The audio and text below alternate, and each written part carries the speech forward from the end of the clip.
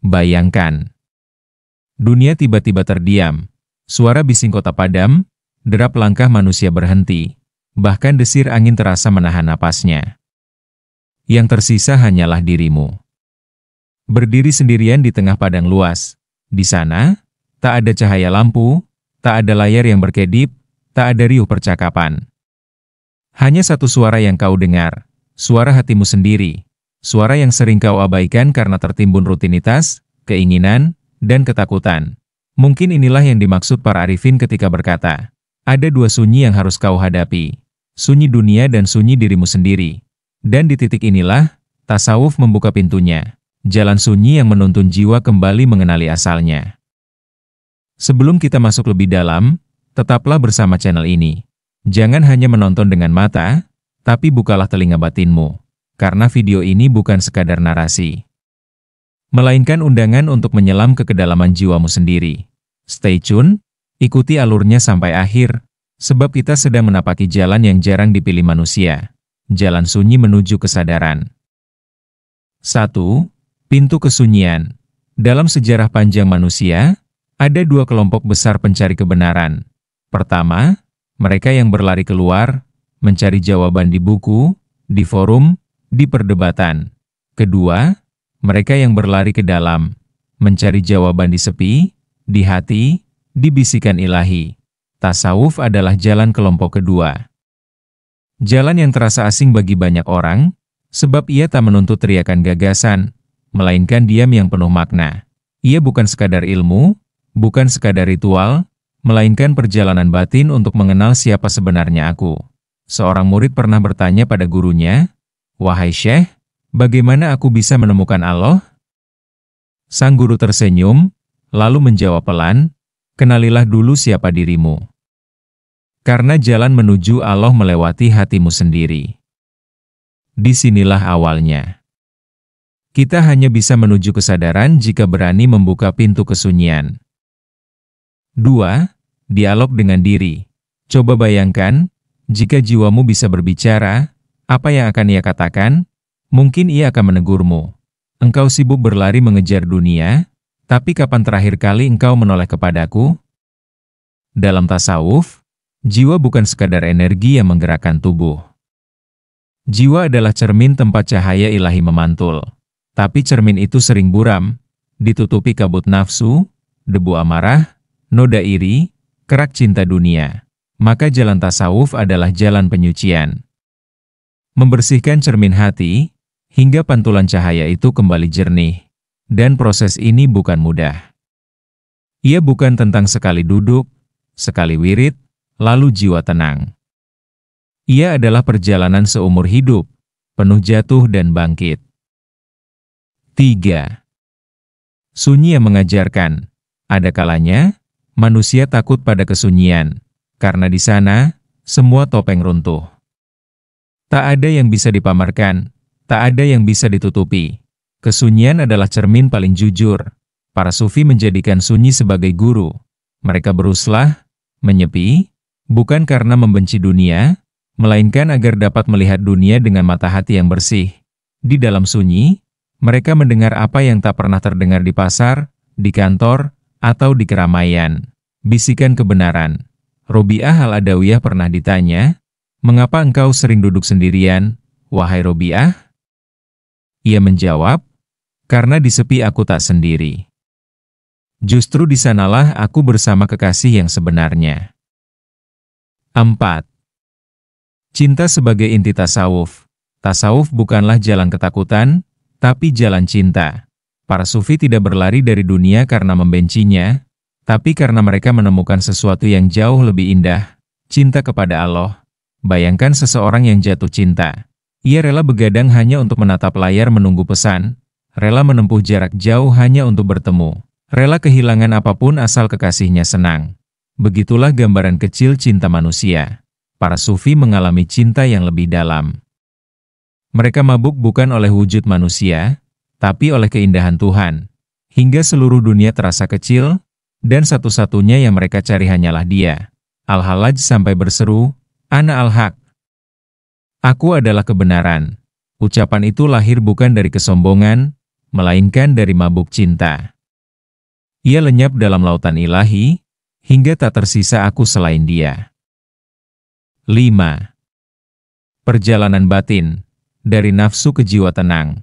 Tasawuf mengajarkan, manusia memiliki lapisan jiwa, nafsu amaroh, jiwa yang memerintah kepada keburukan, nafsu lawamah, jiwa yang menyesali kesalahan, nafsu mutmainah, jiwa yang tenang, ridho, dan diridhoi. Perjalanan tasawuf adalah perjalanan naik tangga ini, dari gelap ke cahaya, dari resah ke tenang, dari ego ke fana. Dan setiap tangga hanya bisa dilewati dengan latihan, mujahadah, zikir, sabar, dan ikhlas, ibarat sungai. Keruh yang dialirkan ke danau, butuh waktu hingga lumpur mengendap dan air menjadi jernih. Begitu pula hati manusia. Butuh sabar, butuh istiqomah, hingga akhirnya jiwa menemukan ketenangan sejati. 6. Dialog imajinatif. Bayangkan malam itu kau duduk sendiri di tepi sungai. Air mengalir pelan, bulan memantul di permukaan, tiba-tiba terdengar suara lembut di dalam dirimu. Aku adalah jiwamu. Aku telah lama menunggumu. Engkau sibuk mengejar dunia, tapi tak pernah menanyakan kabarku. Hari ini, duduklah bersamaku. Dengarkan aku. Aku ingin pulang. Aku ingin kembali pada Dia yang menciptakan kita. Dialog itu bukan hayalan. Ia nyata. Hanya saja, banyak orang menutup telinganya rapat-rapat. Tasawuf mengajarkan kita untuk membuka kembali telinga batin itu. 7. Sunyi yang menghidupkan. Ada orang berkata, aku takut sendirian. Tapi para sufi berkata, di kesendirian itulah aku merasa paling hidup. Kesendirian dalam tasawuf bukanlah kekosongan. Ia justru penuh dengan zikir, penuh dengan renungan, penuh dengan rasa dekat yang tak bisa digambarkan kata. Seakan-akan, dunia ini hanya tirai, dan di balik tirai itu ada wajah kekasih sejati yang terus menatapmu. 8. Jalan sunyi yang tak semua mau tempuh. Kenapa jalan ini disebut sunyi? Karena tak banyak yang mau menempuhnya. Kebanyakan orang memilih jalan ramai. Karir, harta, popularitas, pengakuan, semua itu bising, penuh tepuk tangan, penuh sorak-sorai, tapi sufi memilih jalan sepi. Karena di sepi itulah mereka menemukan suara yang paling murni, suara Tuhan. Dan suara itu tidak menjerit, tidak berteriak, hanya berbisik halus ke dalam hati. 9. Kesadaran, tujuan tasawuf. Akhir dari semua perjalanan ini adalah kesadaran. Kesadaran bahwa engkau bukan tubuhmu, bukan hartamu, bukan gelarmu. Kesadaran bahwa semua ini fana, dan hanya Allah yang abadi. Ketika kesadaran itu hadir, jiwa menjadi tenang. Dunia tak lagi menakutkan, karena engkau tahu semuanya hanyalah singgah. Rasa sakit, kehilangan, kegagalan, semua hanyalah ombak kecil di lautan luas, dan engkau akhirnya mengapung dengan damai di permukaan, tidak lagi tenggelam. Saudaraku, inilah segmen pertama perjalanan kita, tasawuf dan sunyinya jalan jiwa. Kita baru menapaki langkah awal, mengenali sunyi, mendengar jiwa, mencintai Allah. Di segmen berikutnya, kita akan menapaki jalan lain yang sama sunyinya namun berbeda nadanya. Stoa, jalan para filsuf Yunani yang mencari ketenangan melalui rasio dan kebijaksanaan. Tetaplah bersama channel ini, sebab kesadaran hanya bisa tumbuh jika engkau bersedia menemani perjalanan ini hingga akhir. Jangan pergi dulu. Setelah ini, kita akan membuka lembaran baru. Bagaimana filsafat Stoa memandang kesunyian dan ketenangan, dan bagaimana ia berjumpa dengan tasawuf dalam sunyi yang sama. Stoa dan sunyinya jalan rasio. Bayangkan pagi yang hening di kota Athena 2000 tahun silam. Matahari baru muncul di balik reruntuhan marmer, burung camar melintas di pelabuhan, dan seorang lelaki tua berjalan pelan di sepanjang serambi panjang. Stoa Poikile, tempat filsuf-filsuf Yunani berdiskusi. Lelaki itu, Zeno dari Citium, menatap ke kejauhan sambil berkata lirih, "Tenanglah, wahai jiwa.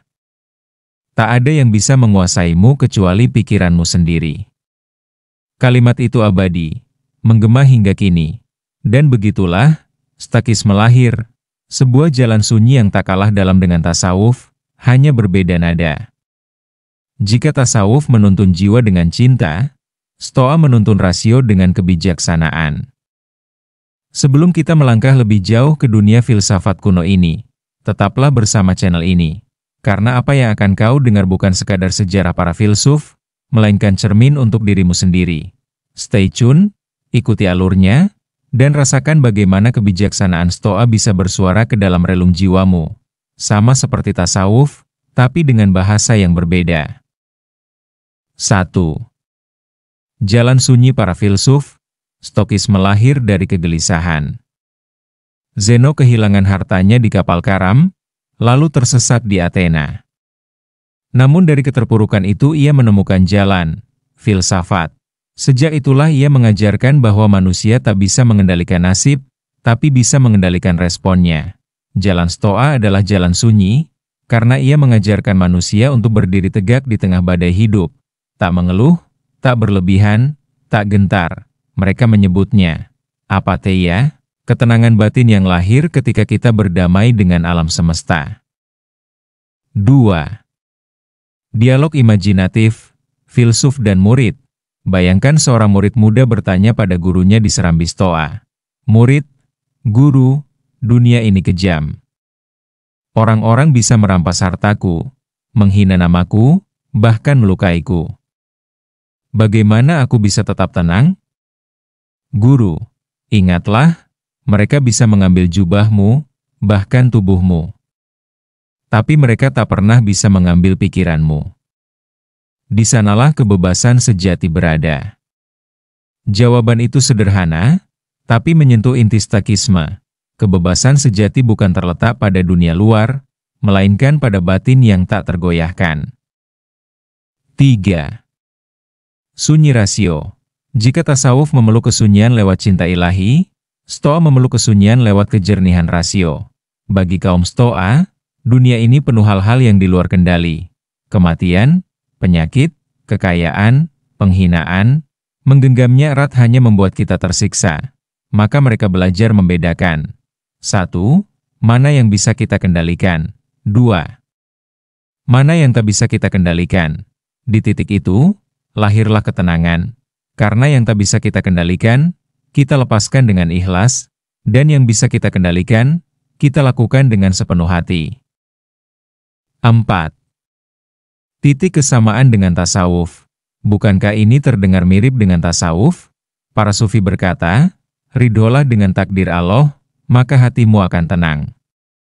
Sementara para filsuf Stoa berkata, ikutilah alam, jangan menentangnya, maka batinmu akan damai. 2 bahasa, 1 inti.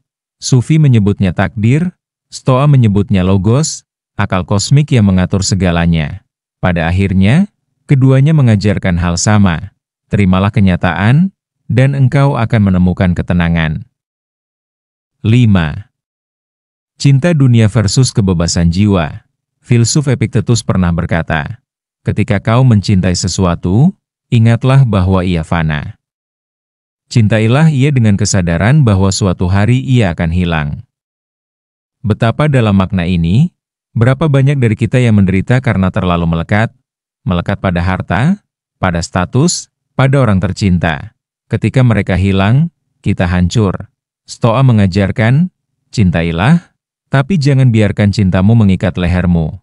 Cintai secukupnya, agar ketika saatnya pergi, hatimu tetap tegak. Dan bukankah ini pula yang diajarkan tasawuf, agar kita tak terikat pada dunia, melainkan hanya pada sang kekal? 6. Kematian sebagai guru. Bagi Stoa, mengingat kematian adalah latihan jiwa. Mereka menyebutnya memento mori. Ingatlah, engkau akan mati. Bukan untuk menakut-nakuti, melainkan agar kita hidup lebih jernih. Karena ketika kematian selalu di depan mata, hal-hal kecil tak lagi mengganggu. Mengapa marah karena hinaan orang, jika esok mungkin kita sudah tiada? Mengapa iri pada harta orang, jika pada akhirnya kita hanya membawa kafan tipis? Tasawuf pun berkata sama. perbanyaklah mengingat. Penghancur kenikmatan, kematian. Di titik ini, Stoa dan tasawuf bertemu dalam kesadaran, hidup hanya sebentar, maka hiduplah dengan jernih. 7. Sunyi dalam kehidupan sehari-hari. Stoa bukan hanya teori. Marcus Aurelius, Kaisar Romawi, menulis catatan pribadinya setiap malam, merenung, menasihati dirinya sendiri. Ia memerintah dengan beban berat, tapi tetap tenang, karena ia mengulang pada dirinya, engkau hanya manusia. Segalanya fana. Lakukan kebaikan, karena itu yang abadi. Bayangkan seorang kaisar, dengan ribuan pasukan, tetap memilih sunyi dalam pikirannya. Itulah kekuatan Stoa, sunyi yang bisa hidup di tengah hiruk-pikuk dunia. 8. Dialog imajinatif, jiwa dan rasio. Bayangkan jika jiwamu berbicara dengan rasio. Jiwa, aku resah, aku takut, aku terluka. Rasio, tenanglah. Lihatlah, semua ini hanyalah peristiwa. Mereka datang dan pergi. Engkau tetap ada. Jangan biarkan resahmu menguasaimu. Dialog ini bukan sekadar imajinasi. Ia adalah latihan. Latihan berbicara pada diri sendiri, hingga kita tak lagi dikuasai emosi, melainkan menjadi tuannya. 9. Sunyi, pertemuan dua jalan. Akhirnya kita menyadari, tasawuf dan Stoa sama-sama mengajak pada sunyi. Bedanya, tasawuf mengajarkan sunyi dalam cinta ilahi, Stoa mengajarkan sunyi dalam kejernihan rasio. Namun keduanya menuju tujuan yang sama, kesadaran dan ketenangan. Jika tasawuf menuntunmu untuk berkata, aku ridho pada Allah, maka Stoa menuntunmu berkata, aku berdamai dengan alam. Dan keduanya membuat jiwa tegak, tak mudah runtuh oleh badai kehidupan. Saudaraku, inilah segmen kedua, segmen terakhir, Stoa dan sunyinya jalan rasio. Kita telah berjalan dari serambi Stoa di Athena, mendengar Zeno, Epictetus, hingga Marcus Aurelius. Kita belajar bahwa kebijaksanaan sejati adalah menerima apa yang tak bisa kita kendalikan, dan menguasai diri pada hal-hal yang bisa kita kendalikan. Kini, setelah menapaki dua jalan, tasawuf dan Stoa, kita melihat bahwa keduanya adalah dua sayap burung yang sama. Satu sayap cinta, satu sayap rasio, dan dengan keduanya, jiwa kita bisa terbang menuju langit kesadaran. Terima kasih telah berjalan bersama di dua jalan sunyi ini. Ingatlah, tasawuf dan Stoa bukan sekadar pengetahuan, melainkan latihan sehari-hari. Jika engkau mau, engkau pun bisa menjadikan hidupmu jalan sunyi menuju kesadaran. Tetaplah bersama channel ini, karena perjalanan batin kita baru saja dimulai.